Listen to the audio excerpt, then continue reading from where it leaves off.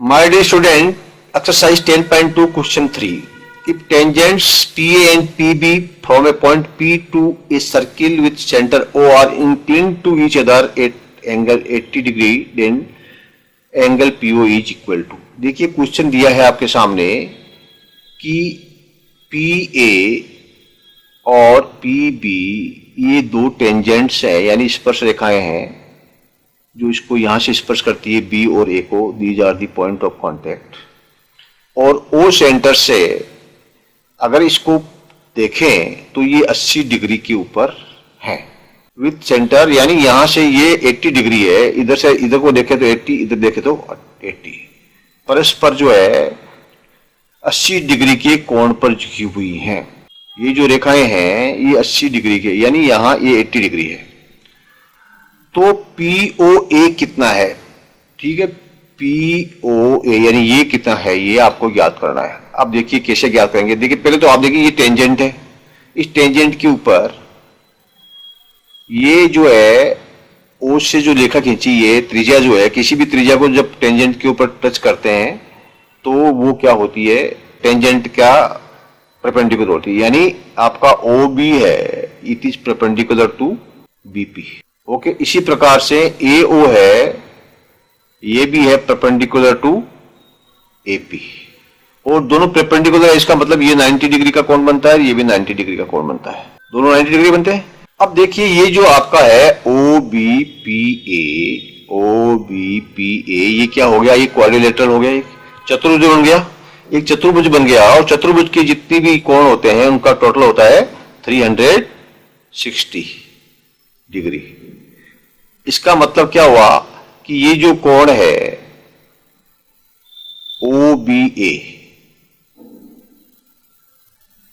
ठीक है, OBA ये पूरा कोण, ये कितना होगा, इन तीन कोण तो हमारे पास में है और 360 होता है कुल. 360 में से तीनों कोणों को घटा दो आप, 90 प्लस 90 प्लस 80, तो क्या आ जाएगा, OBA कोण आ जाएगा. ये चौथा कोण आ जाएगा. 1 2 3 कोण है, चौथा कोण ये आ जाएगा आपका. यानी BOA जो कोण है वो हो जाएगा 360 में से घटा तो 260 तो 100, तो ये 100 डिग्री हो गया. ये दोनों मिला के आपको खाली ये पता करना है. तो वैसे तो समझ में आता है कि ये 50 डिग्री है, लेकिन क्यों है 50 डिग्री? इसलिए कि देखिए ये जो ट्राइंगल है BOP एक ट्राइंगल है और दूसरा ट्राइंगल क्या है, AOP. इन दोनों ट्राइंगल में कुछ चीजें कॉमन है. ये PB ये इक्वल टू PA. क्यों कि किसी भी टेंजेंट के पॉइंट से अगर आप कोई लाइन खींचते हैं और आपस में मिलाते हैं तो वो इक्वल होती हैं. और दूसरा क्या है, ये दोनों 90, ये जो है OB is equal to AO, क्योंकि दोनों त्रिज्याएं हैं और त्रिज्याएं समान होती है, कहीं से भी खींच दो आप. इसका मतलब ये हुआ कि आपके जो है दो साइड, ये भी साइड और ये भी साइड, और ये कोण भी 90 डिग्री के दोनों मिलते हैं. तो दो साइड और एक कोण मिलते हैं, इसका मतलब ये दोनों जो ट्राइंगल है सिमिलर हो गए. इसका मतलब ये हुआ कि ये जो कोण है ये भी सिमिलर है, यानी ये और ये, यानी BOP प्लस AOP कितना हुआ, 100 हो गया. ये तो पता है हमें, निकाल लिया हमने 100. और इसीलिए इन दोनों को अगर हम आधा करेंगे तो ये आएगा 50 डिग्री.